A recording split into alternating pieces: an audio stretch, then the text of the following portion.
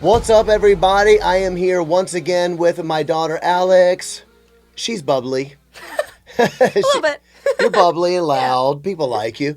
And we are having a sort of part two, because we did a first one a little while back, about 2 months ago, what parents and students need to know about going to college. And people loved it, but we have a really important follow-up. Specifically, I want to talk about this idea of preferred pronouns. You guys are going to like this. It's going to be super duper helpful. I'm going to ask Alice some questions right here on Cooper's Stuff. Oh, I see what you did. There's more than one Cooper.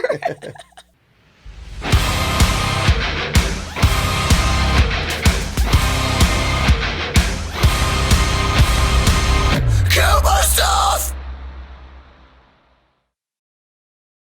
Let me tell you guys about my friends at SD Bullion. All right. Precious metals, gold and silver. Some people go, I don't really understand why this is a big deal. I want you to understand this. A couple of years ago, I got very concerned about the state of the world. All right. We're talking about inflation. We're talking the amount of debt the U.S. has is so absolutely insane. We're talking about the possibility of a one world technocracy, a one world currency, which is just so very, very frightening. We are printing money and spending money at a rate that we cannot keep up with, frankly.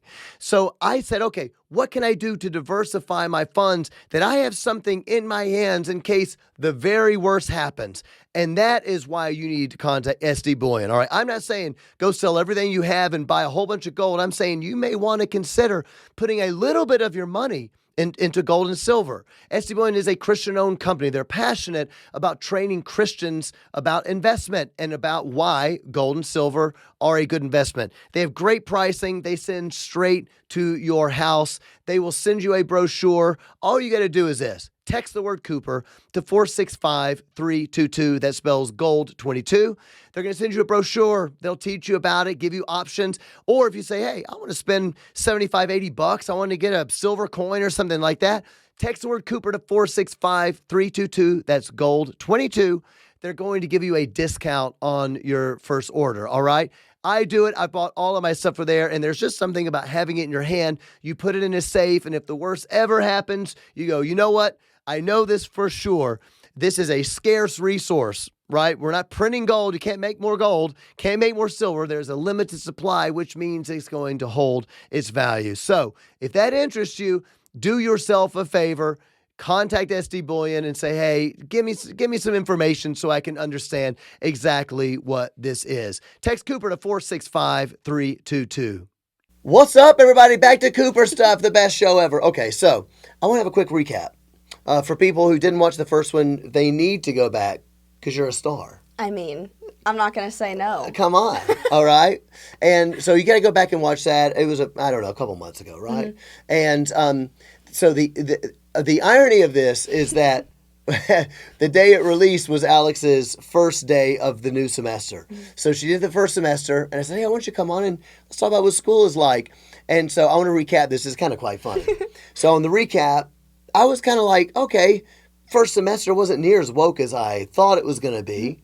Still a lot to be concerned about. Do you agree? Yeah. Still a lot to be concerned about. And in my opinion, if I'm thinking correctly, in other words, there is an assumption at school, even your first semester, and this is a small state school. This isn't like a massive, university. But there's an assumption that everybody is sort of on the same page about LGBTQ, trans stuff, BLM, abortion. Would you agree with that? Absolutely, yeah. So you kind of know that going in. The way I kind of took it was almost like you don't have to go into college and people kind of say, hey, you shouldn't be a white supremacist. Like you shouldn't use, the N-word or something. Everybody knows that. Like nobody would do that. Mm-hmm. A reasonable person wouldn't act like that. And it's all assumed if you want to be a good person, do that. To a little bit lesser degree, it sounds like all the other stuff is sort of like that as well. Right. It kind of just seeps into everything. Yeah. One of our last discussions in our English class was about how it's completely unethical to not be vaccinated because if you don't want the COVID vaccine, you're in the minority and you're being selfish for the majority. That was like the last conversation we had. And they didn't give me room to disagree. No one else disagreed. Everyone was just like, yeah, absolutely. The only ethical decision is to get this vaccine. And it wasn't even like a discussion, like an argument. So I would think most things are like that. Okay. It's just kind of like, yeah, this is what we all believe. We're not TERFs. We're not racist. So that was thrown around quite a bit in in my English class, yeah. What is TERF? I don't even know. Exclusionary radical feminist. Yeah, that sounds so right. it's a radical feminist that, well, actually, that's what they always call J.K. Rowling. How do you say Rowling? The Harry Potter author? J.K. Rowling, they always call her a TERF because she is a feminist, but she still believes in biological reality. So she doesn't want men who say they're women coming into women's bathrooms, and they call her a TERF for that. Yeah. So you're saying that they're all on board on that. Yeah, that actually came up. It was, why would we ever not have a trans person in our bathroom? We're not TERFs here. And then they moved on really fast, and I was like... Like, it's just assumed. Yeah. And so their vaccine stuff is also assumed, almost like mob rule. Like democracy. Hey, if 51% of the people want it, then it should be thrown on everybody else, because that's majority wins, which is mob rule. That's not American democracy. That's more like the French revolutionaries. All right. So that is all assumed, which we already talked about, beginning of semester. But the irony of this is that I was like, okay, so it's not as bad as it could be, but people do need to understand this worldview can seep in. You got to be ready to stand up. And so when the episode came out, for people watching, that was Alex's first day of second semester. And you got bombarded with full-on woke everything. And so you were texting me. She's like, oh, my gosh, they're saying this and this. I'm like, whoa, wow, okay, they saved it for second semester. Yes. So here we are, and we're going into second semester. You have faced it like a champ. I'm very proud of you. But I want to do this because people watching need to understand what they're up against. So I'm going to have you read some things and talk about some things that have happened. But I'd like to get to the best part first, so people don't have to wait and listen to us yak for an hour. Best thing of all, preferred pronouns. Now, this is such... I mean, this should be so encouraging to people watching, because I feel like we have a win here, and we need to celebrate the win. Mm-hmm. So why don't we start with where this started from the beginning? Since you're on the show, you talk. How did this drama with the pronouns start? Yeah, okay, well, since the first semester, in every class, the first thing that a professor will ask you is, hey, let's go around the room, we're going to say our name, our pronouns, and our major. And I didn't think about it at all the first semester because everyone kind of went along with it. So I was like, well, I'm not lying, I'm a girl, so I don't know, it's my name and I'm a girl. So anyways, I hadn't really thought about it, and then something came up in a club I'm involved in at school that's overseen by a professor. And basically it was like, all right, we're going to start introducing ourselves with our name and our pronouns every single time that we have a new person join. And I was kind of like, that makes me feel weird. I don't like it, but I guess whatever. No one else seems to care. But anyways, over the weekend, I kind of thought about it and ended up talking to you guys and basically decided okay, this is a lot bigger of a deal than I realized that it was, because everyone just kind of goes along with it. And especially when it's your professor that's telling you you have to say something. It's kind of I don't know why I'd risk a grade or I don't know, risk a classmate's opinion. That doesn't seem like a big deal. It's not a lie, whatever. Anyways, so I was like, well, I don't want to just bombard them the next time we have a new person. Hey, nope, not doing that. So anyways, I talked with this professor one-on-one, and I was basically like, I realize this might be really bad for me and I might not be coming back, but I don't want to be giving lip service to something that I don't believe in, and I don't believe in queer theory. I don't really care if anyone else does, to be honest. They can say their pronouns, I just don't want to. And the instant response was I can understand how you not saying your pronouns is going to be really offensive to people, and I can understand how them saying their pronouns is going to be really offensive to you, and I don't want to make you feel uncomfortable. And I was like, that's not the response I was expecting at all. I was really unprepared for that. But my professor was just really nice about it and really hey, we're just here to get along and to work hard, and that's all we want to do. So in the end, the professor was like, if you guys want to say your pronouns, you can. Otherwise, just say your name and your major. And 4 people didn't do it. It wasn't just me. There were a couple other people that didn't say their pronouns. But yeah, I just thought it was really encouraging. And that was something that my professor actually talked to me about again at the end of the semester, kind of a recap, hey, do you think you'll be coming back? Do you see yourself being involved in this for a couple semesters? And my professor was basically like, this looked really good for our club. It looks good for the people inside, and you got along with everyone really well, and you weren't offended, and that was the best way it could have been handled. And I hope we can have more conversations like that. Right. I love it. So there's a few things I want to mention that I think are going to be really encouraging for people watching, or I hope they are. The first thing I want to mention is how nefarious this stuff is. It's slipping in without you knowing. And I think it's great to have this like honest conversation with the people watching, because I think I'm pretty on top of these issues. I talk about it on Cooper stuff every week. I think I'm pretty on top of it. We talked about the pronoun stuff before school started. Like, hey, there are people that might want you to use there's clearly a man that wants you to call him a girl, and we can't do that. What I didn't think of talking to you about would be if they want you to go around the room and list your pronouns. So I'm on top of these issues. I read a ton of books about it. And even I was like, I didn't realize we should be talking about this. So I think it should be encouraging to parents out there. Number one, it's okay if you're missing stuff. I get it. It's really hard to keep up with. I do this every week, and I miss this pretty big time, right? So don't look at yourself like a failure. But two, you do need to get involved. You do need to understand the issues and what's happening. I also think it's really encouraging that you went and had the guts to talk to your professor. And it's like this thing that if you're not confrontational, which you're not a confrontational person. I don't like bringing things up. People don't know I'm not confrontational either. They're surprised. I've had to learn how to be confrontational. I don't like it. I like to get along with people. I'm a nice person. I'm good enough. I'm smart enough. Anyway, it's a horrible feeling. But you went to your professor, and in the end, he said, okay, here's what we're going to do. We're going to make this new thing. So you kind of helped him create. In other words, you going to him didn't just help you. It helped create a new system that he can do to make everybody feel more comfortable. So by you standing up, you're helping other people that don't have the guts to know how to stand up. Do you see what I'm saying? Yeah. I think that's really important, and I think that's should be encouraging to Christians watching, because you have to remember there's other people, all they're looking for is someone with courage, so they can say, oh man, if Shadrach, Meshach, and Abednego don't bow down, then maybe I don't have to bow down. Yeah. If she's not doing the pronoun thing, then maybe I don't need to do it. I mean, that's a really big deal. Am I right? Yeah. And I loved that there were 4 people that didn't. I really thought it was just going to be me and my one friend who's also religious. But we ended up having more people that didn't do it. And I was like, I was trying not to be super excited, but it was kind of funny because everyone's going around with like, she, they, them, he, his, and then like English majors like shifted the vibe. It was kind of great.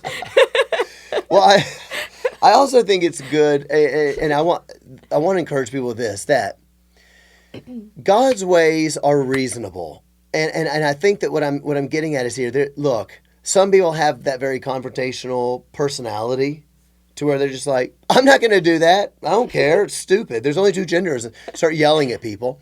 I'm not even saying I disapprove of that, by the way. I can see Candace Owens doing that if she was in college, maybe.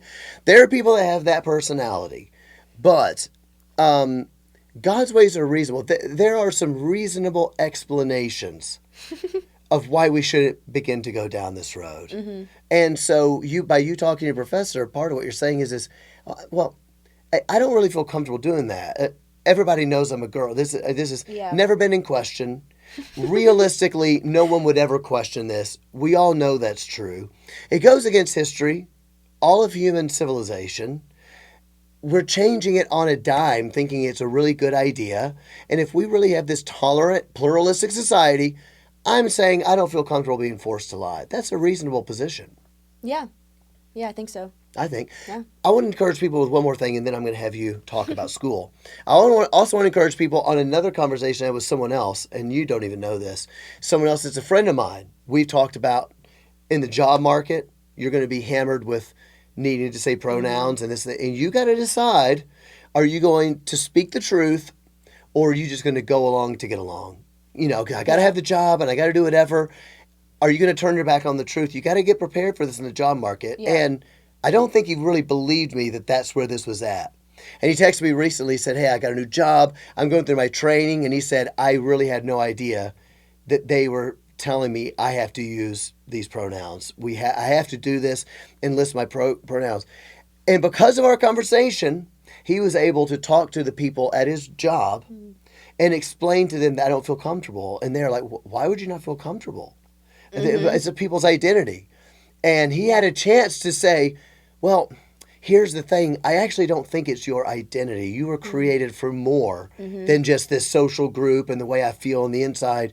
You were created to have a relationship with God. You are a whole self, a whole person. Yeah. You are not just your gender feelings or whatever. There's something bigger than that. And if I lie and act like that's not the truth, then I'm kind of lying about my whole faith. And he got to share Jesus with them about Jesus brings you a brand new identity. Great. And it is not found in sexuality and gender and your feelings. He brings you a brand new identity rooted in the truth of why you were created. So not only did they say, oh, that's reasonable, he also got to witness to them. Great. That is a reasonable position. So I think you did a really great job for that. And I want people to know that. Now, I've been talking mostly the whole time. So day one of second semester starts full woke mob.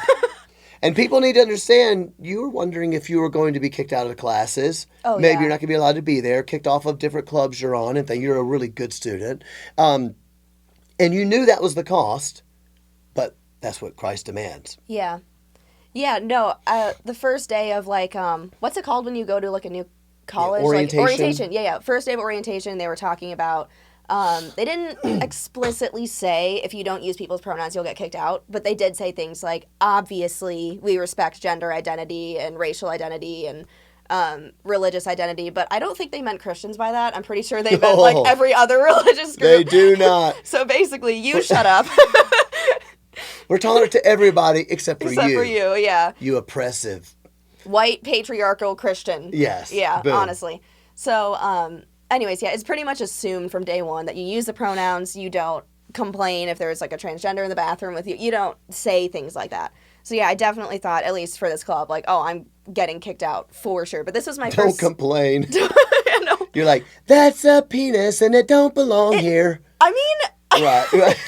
I just wrote that song. I'm a musician. I write songs. Yeah, in the first couple weeks of school, I don't even know if I told you this, but I used the bathroom with a man who wasn't even trying to look like a woman. Like, he had long hair, but that was it. And I kind of walked in, and it was, like, one of the far ends of campus, too. So I was like, there's no one else in here. It's just me. And I was like, do I say, like, are you in the wrong, do I say something? Am I supposed to just let this happen and pretend it's normal? Yeah, no, it kind of freaked me out because I was like, oh, this guy is, like, clearly a lot stronger than me, and I'm alone, and I don't know why are you in here? Like, I'm so confused. So anyway. This is what all those TERFs get mad about.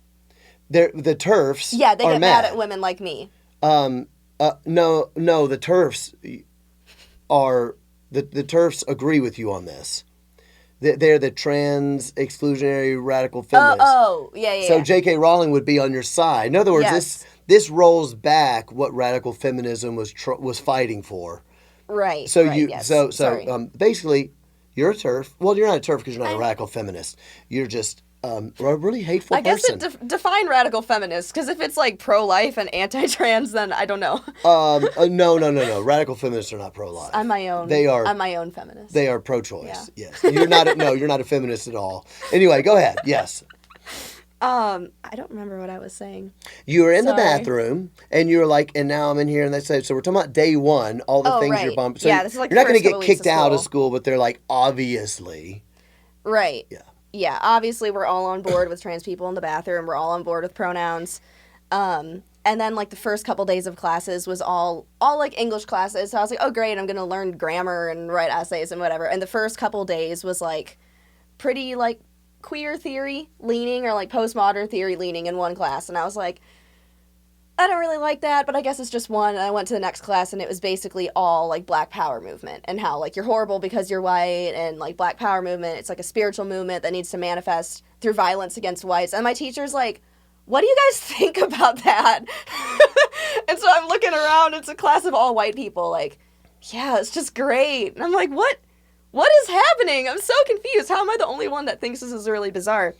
So I ended up dropping that class, but right before I dropped it, the person who sat next to me was like, I really have a problem with this class. And I was like, Yeah, me too. Like, I don't really like that we're learning it, whatever. And so she was talking for a while, and finally she was like, yeah, I mean, it shouldn't be a white man teaching this class. It should be a black woman. So I like what the class is saying, and I agree we should be eradicated. In fact, we should eradicate ourselves.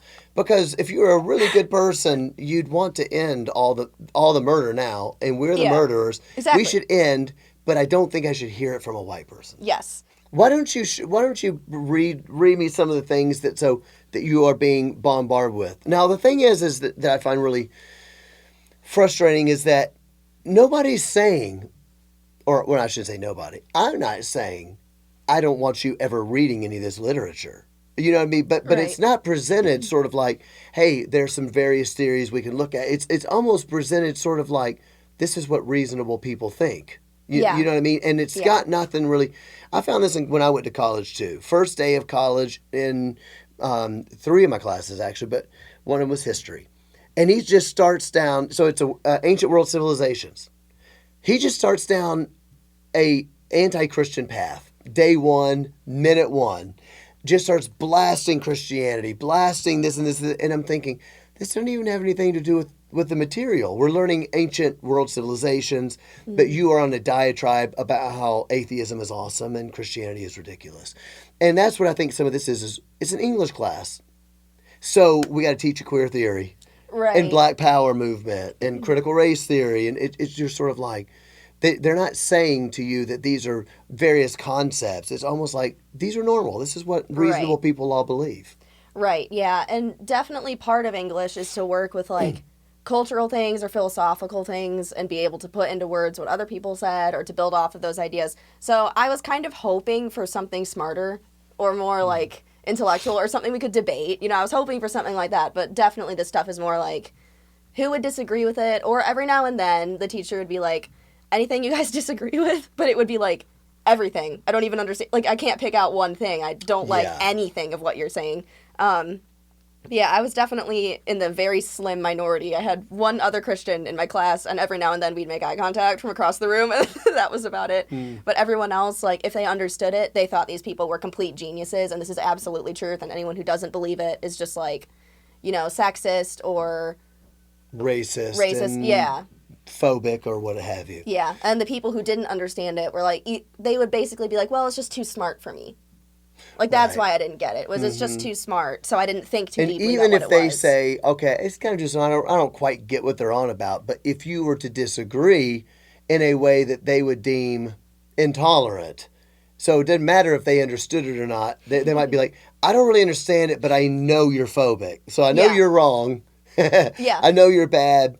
That's what I mean when I say it's sort of like unspoken. Everybody knows you're not supposed to actually be a racist. Like, I don't think this colored person, they're not as much of a human as I am. Like, they're lesser than human. Everybody knows not to think that and not to say it. Yeah. This is sort of like that, maybe to a lesser degree, but it's kind of similar from what you tell me. Right. Read me a doozy.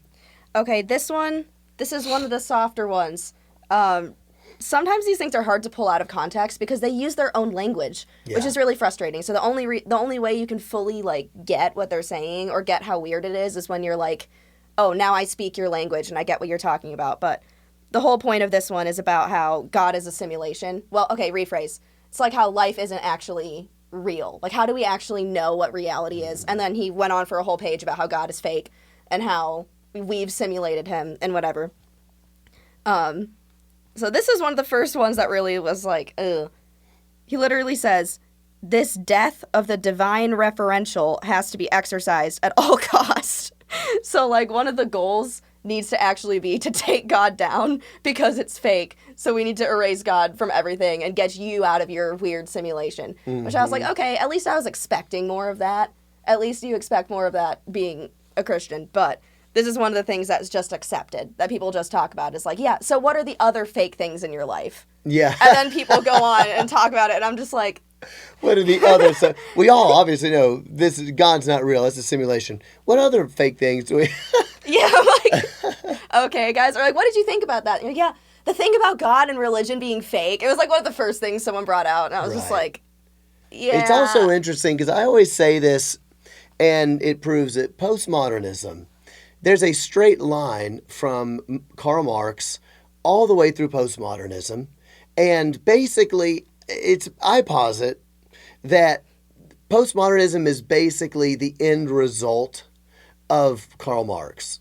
Now, that's not to say that every postmodernist has to be necessarily agree with Karl Marx and everything, but the idea of like the death of God, like he's an illusion, and we need to like do the deed, kill God, kill his reflection on the earth, and then man needs to realize that he is his own God, kind of a thing.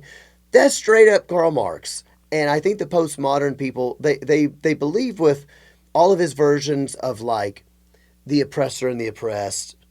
They just take it out of the economic world and they put it into everything else, right? You know, Everyone's oppressed. yeah. And so, in order to get to their socialist utopia, which is just Marxist communism, basically, you have to have the death of God. It's just a Marxism thing. But now they do it in all sort of like incredibly bizarre ways. Like it's all a simulation.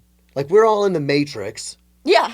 And we have to like kill Agent Smith so everybody realizes all this is fake, and then we begin living our true lives. Kind of, it's ridiculous. Yeah. Yeah, like you can only know real reality when you're put in a place where your reality is questioned. You can only know real reality when you put what?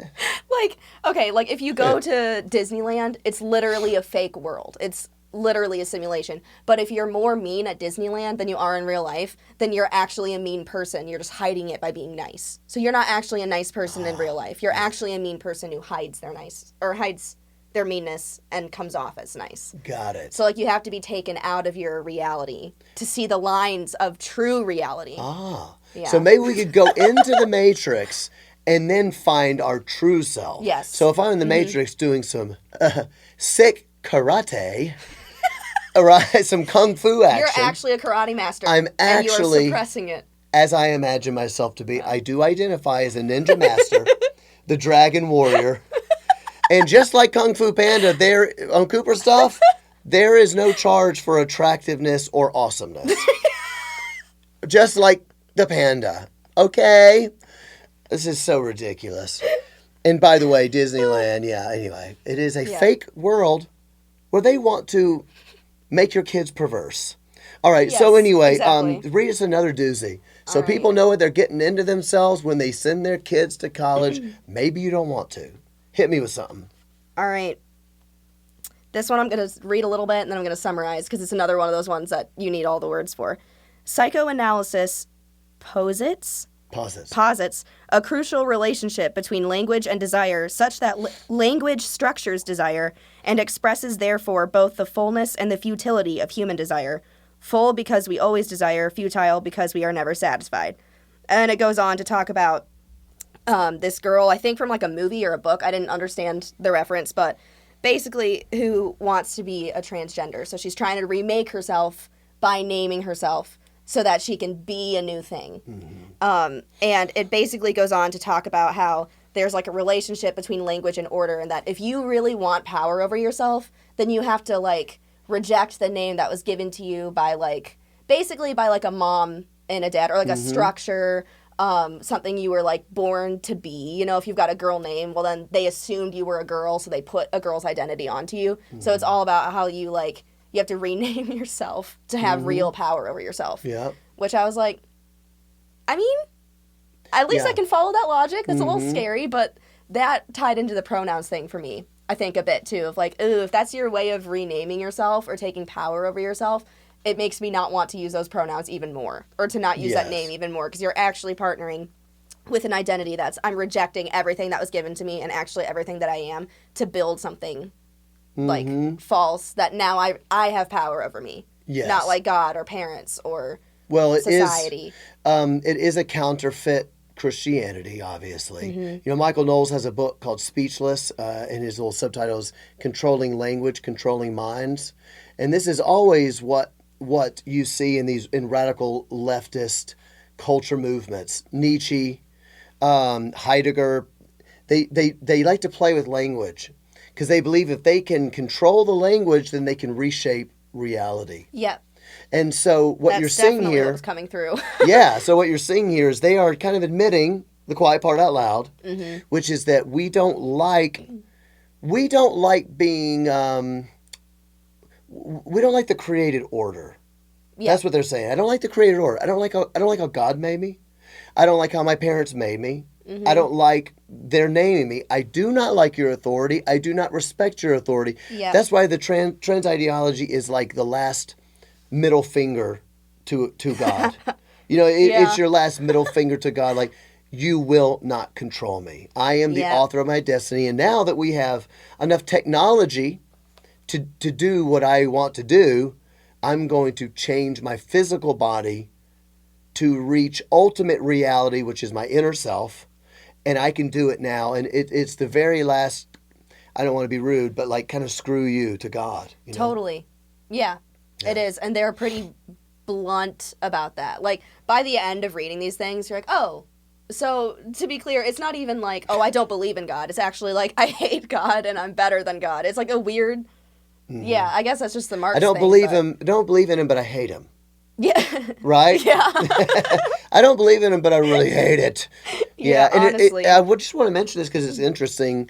I think it's interesting. It is a counterfeit Christianity because the truth is, to name something is in fact to give it identity. Right. And that's what God charges Adam with in the garden. You're to name the animals, and in doing the naming, you're actually showing authority over a thing, dominion over something, proper spiritual authority over it, and you are giving it identity by calling it what it is. Mm-hmm. And that's why in the Bible, when God calls people, he changes their names. Mm-hmm. That's who you were. I'm giving you a new name. This is who you are.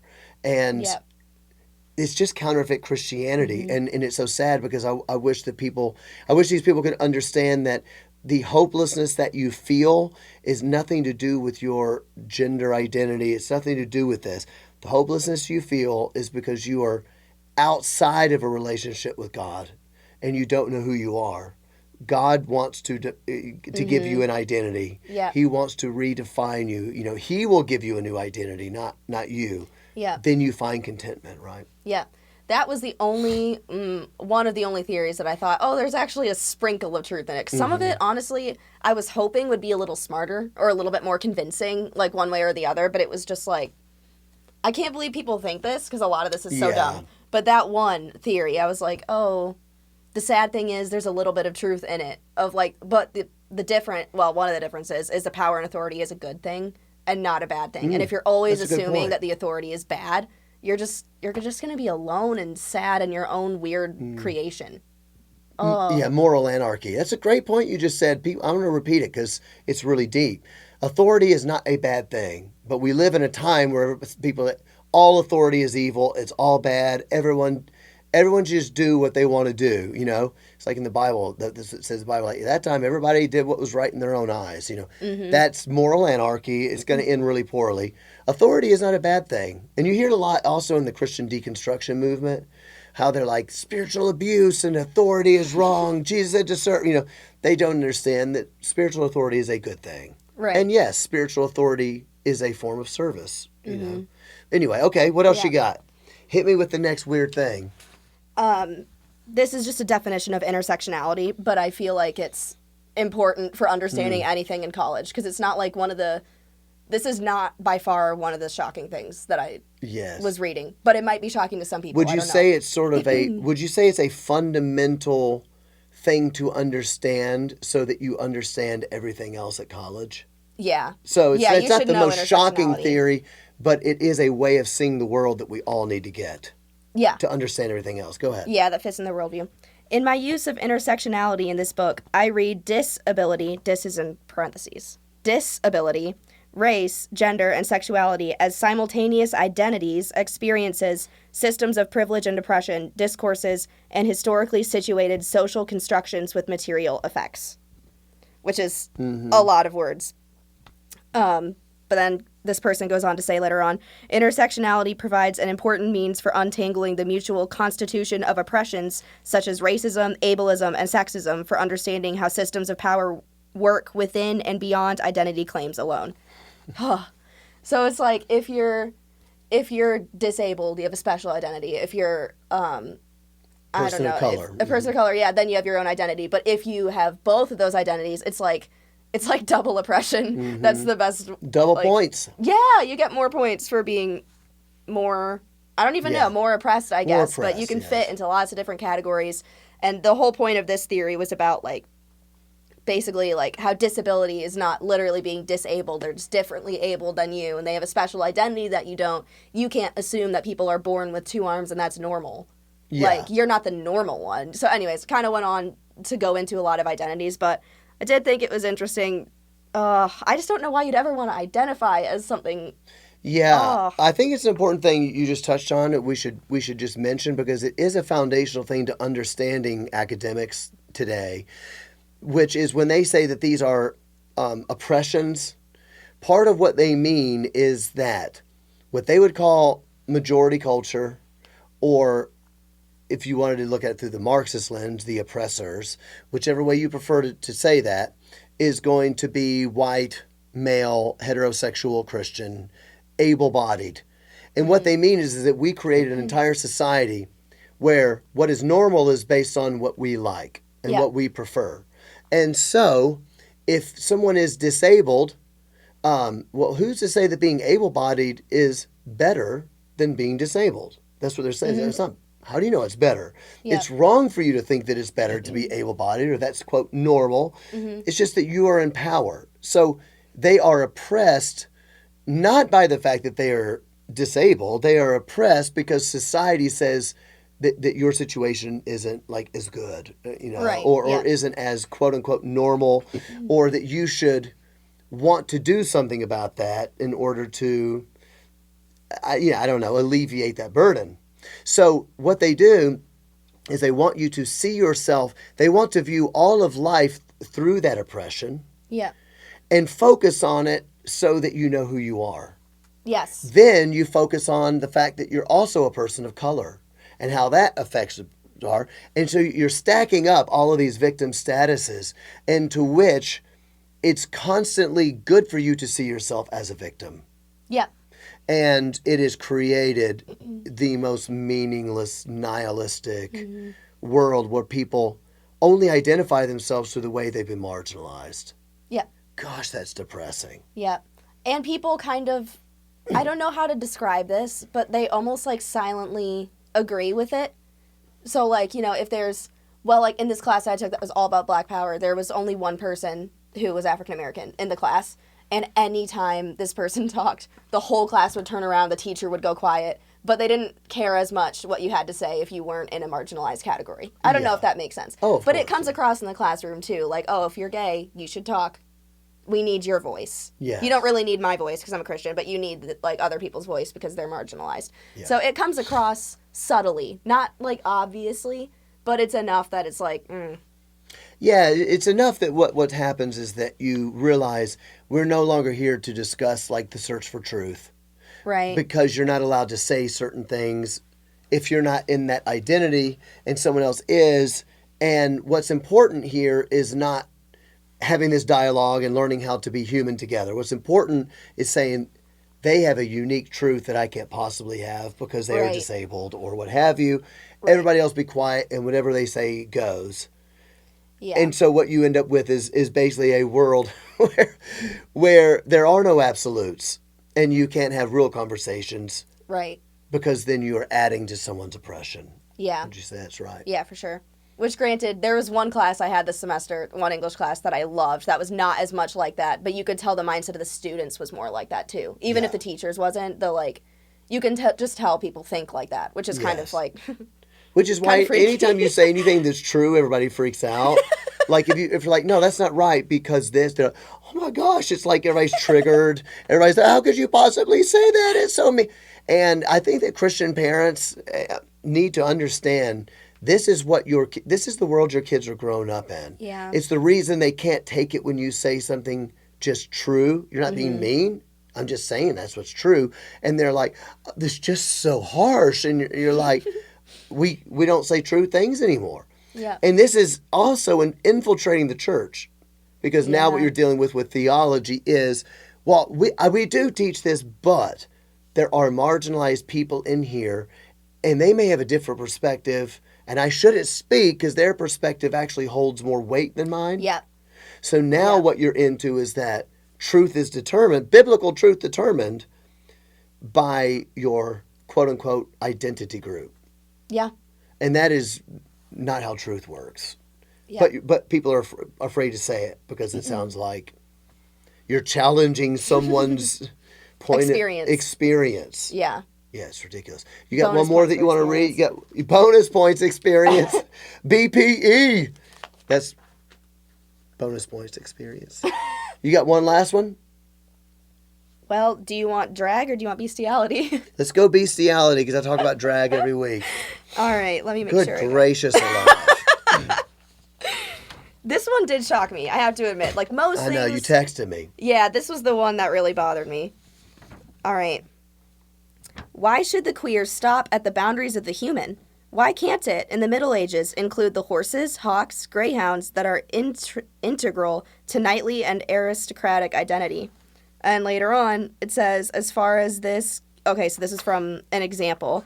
As far as this body is concerned, there is no difference between human and animal flesh. Both are animated by the flow of various fluids at variable temperatures, and both are susceptible to that mutual influence, overlap, and boundary-breaking transformation. So, translation, there's no difference between humans and animals. Yep. Why is there, what's wrong with having sex with animals? You know what's really funny? So you're reading the literature. This is Christians like Cooper stuff. I shouldn't say like Cooper stuff because there really is not another podcast as good as this one. But there are lesser ones, Alex. But no, the podcast has been saying this a lot longer than mine. Biblical teachers. It's queer theory. I texted this to you. I said, queer theory is the end of all things. And Yeah. you tipped me like, oh, that's really funny. I was like, it is, except that it's true. So what I think people need to understand, parents need to understand, as your kids are going to school, queer theory teaches, in the end, that there are no true distinctions between anything. And if you follow it to its logical conclusion, that means there's no distinction between men and women. It's a social construct. We just put this up. So that's why they say trans men are men, trans women are women. You have to say it or else you're oppressive. What they mean is that the binaries are fake. Just like you said about Disneyland, right? You're in a simulation that's like, oh, men are different than women and men have to do one thing and women do another thing. And there is no difference. The end of that is, of course, if there's no difference between men and women, then maybe there's no difference between men and animals. Mm-hmm. Maybe there's no difference between adults and children. Yep. And so queer theory is the end of all things. And it destroys literally everything. What did your teacher... Did anybody have anything to say about that? So we ended up not talking about it in class, which Blessedly? Oh, I know, I was kind of happy about it. I thought we were going to, and so I came in like prepared with all my notes and stuff, and we ended up not having time for it, which I feel really grateful for. But I asked people, like, so what'd you think of that one? Or what'd you think of... you know? So, have you ever considered bestiality? Can we have a personal conversation? Well, it sounds weird when you put it like that, but I was like, I mean, hey, I'm just going to figure out what did we talk about. I mean, it's the material these perverts give you. My professor loved it, thought it was genius, because I asked my professor about it at the end of class. I was like, so I don't know if we're going to talk about this one. She was like, oh, I just think it was so great, wasn't it? And I was just kind of like, do you want me to be offended? What have you been doing this weekend? You perv. Get that dog out of your house. No pets for that woman. Do not give her a license. Oh, gosh. Rescue the dogs. Oh, gosh. Good Lord. All right. So, I mean, here's the thing that Christians need to understand. We just went down a weird path. Here's the thing Christians need to understand. When these people write this stuff, we should believe them. When they teach this stuff, we should believe them. When they say we want to destroy the gender binary, They're serious. they're serious. But so far, what it's like is whenever I speak in churches about this stuff, there's like 20% of the people that are like, I love this. This is exactly what I've been saying. Thank you so much. And then there's like 50%, like half the people are like, why are you so extreme? This is such an alarmist. Nobody's ever going to do. Nobody believes that. I'm like, it's in their literature. It's being taught. They teaching it to my daughter. Yeah. Why don't we believe them? And the truth is that whether they say it or not, we already know it because we have a thing, I'm sure you're aware, it's called the Bible. So you read the Bible, you believe what it says, and God explains how this is going to work once you begin to be idolatrous and worship the creation rather than the creator. It's going to go down this path and you're going to end in Sodom and Gomorrah, and then we get Yeah. judgment and the whole thing. We know it from the Bible, so I would encourage parents, believe what the Bible says, believe what these perverts say and these weirdos, so you are ready to combat this stuff and to teach your kids the truth. What do you Yep. want to say about that? Hurry. Yeah, okay. I'm just joking. I'm just kidding. Yeah, one of the main arguments in the article too was basically if homosexuality is okay, and if it's like a knight and a male horse, it's just a homosexual relationship. Which I was like, is no one offended? Wow. Is no one Okay. offended by that? Like, we're Right. really, like, seriously? You know, I have a gay friend in the class, and I was kind of like, so, what do you think about that one? And he was basically like, I don't think I understood it. I was like, okay, sweet, that's the end of the conversation. But yeah, they're basically like, well, gender's all a copy of something that has no original. We don't even know what we're copying, so there's not even like a male and female. So apparently we have to be straight. Who knows why we had to be straight? Who knows if that's even like the original thing? Why would that be the original thing? So if that's not the original thing, and if your gender doesn't even matter, then your sex doesn't even matter. But then also, if we don't have a creator, there's nothing that separates us from animals. Yes. So we have to be one with animals.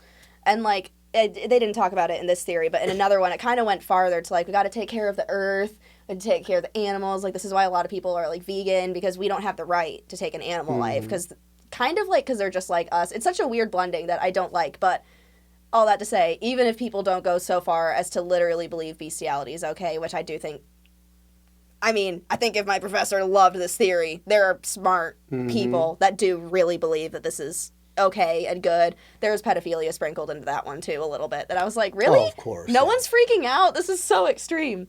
But even going farther, like, it just has bigger implications even for like, what do you believe about the human soul? And like, are you different than an animal? Can we eat meat? Like, I don't know. It just, I feel like it is going to affect people's daily lives if it's not Yeah. already. And that's It's kind of mystical. scary. It's mystical utopian nihilism. So basically, I just made that up. Yeah, you know, I like it. but mystical utopianism a little bit. So I just want to say this so people understand. Again, it's just counterfeit Christianity. Yeah. Christianity teaches an incredible, unbelievable thing, that we are all one in Christ. And the future, the eschaton, the end of all things, Christ comes back, Christ rules the earth, there's judgment, there's and resurrection, of course, there's judgment, and the people of God live in absolute oneness for all eternity in the city of God, heaven, the city of God, the incorruptible city, whatever you prefer to sort of call that. Absolute oneness. But we are not literally like the same souls. You know what I mean? It's not like there's no distinction between me and you and Jesus, right? You know, Right. I'm not like, I'm not literally a part of Jesus in that we are like one and the same, you know, person or something weird like that. We're talking about actually unity of all things, the one and the many. It's beautiful and it's wonderful and it's awesome. And this is how Christ brings unity to all things. The counterfeit version of that is that all pain is going to go away on this earth once we reach like this weird utopia. And it's going to happen when we realize that none of this is actually real and that we are all one. We are all the same thing. There's no difference between men and women, man and animal, animals and the earth and the stars. Like everything is in a weird mystical oneness. It's very pagan. It is. Very occult, you Yeah. know. So it's like a fake oneness. And this is why we have to fight these ideologies and explain this isn't about being mean. We have reasonable reasons that we can't go down this road. And it's going to end in actual like pedophilia, bestiality. Yeah. There's no more value in a human life than an animal life. I mean, this is all things that we would look at and say, well, this is just the destruction of humanity altogether because nothing matters. That's the nihilism aspect. Right. Like nothing actually like uber duper matters because there's no difference between anything. It's all good. We're all one, you know? Yeah. It's depressing. It is depressing.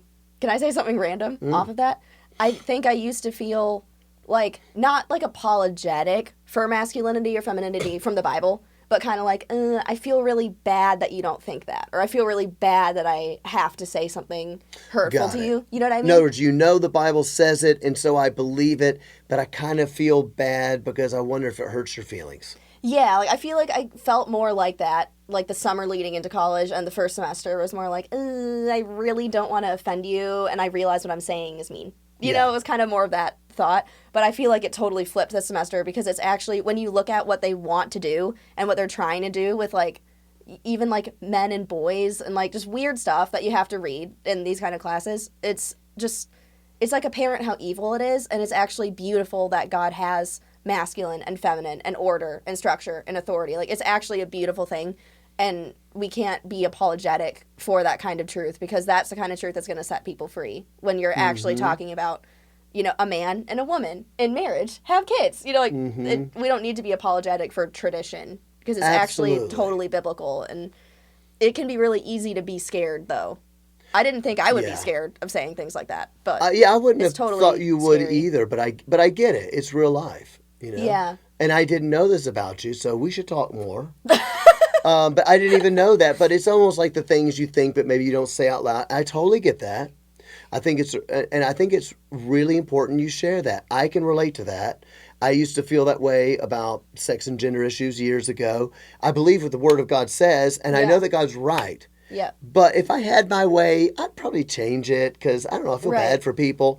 And then the more you read the Word of God, the more you go, oh my gosh, your design is perfect. That means that your design is actually better for people than what they think they want. Because we don't know what's good for us. And so if you're going to love God, you begin to love His ways. You begin to love what He loves. You begin to hate what He hates. And you begin to see why it's destructive. Why it causes people pain. And I think, to me, that's kind of what it sounds like you're saying as it's changed. You're going, wait a minute. It's not just that the Bible says it, so I have to believe it. I'm seeing that this works a lot better. Yeah. This is a lot more beautiful. Yeah. In fact, that way's kind of ugly. And they really, go ahead. Yeah, and even like, I know for a complete fact now that even when it feels mean when I don't call a person a they or a them, I'm like, no, I'm going to use your name. You're actually like created to be a woman or a man, and that's a freeing thing. You know, you're not more free because you've rejected your identity, but actually like, I feel like it makes you more determined then to go into the world when you understand the beauty of how God's made things, to be like, I'm just not using your pronouns. Like, it's actually so loving and freeing to other people to say things like that to them. 100% true. I think a lot of Christians, is maybe a good way to wrap up. I think a lot of Christians that they feel like you used to feel. I would say the majority of Christians in America do, because we empathize with people. We don't want people suffering. But I just want people to hear it. It is a lie to believe that embracing disorder leads to liberation. Yes. Yeah. Embracing disorder does not lead to soul liberation. It leads to soul slavery. You know, it's the Word of God that leads to actual liberty. Liberty in Christ. That's a good thing. Yep. Well, thanks for joining us and telling us about what your college is up to. I love it. I hope this is encouragement to parents and students out there. I want you students to be equipped, ready to stand up for Jesus, not because you're mean to people, but because you know this is going to set you free, all right? And it's a really good thing. And I want parents to also, you need to be aware of how cray this stuff is going. I mean, it is going fast. So there you go. Hope you love the episode. We love you. Peace. Thanks for watching. Read the Bible. Come on.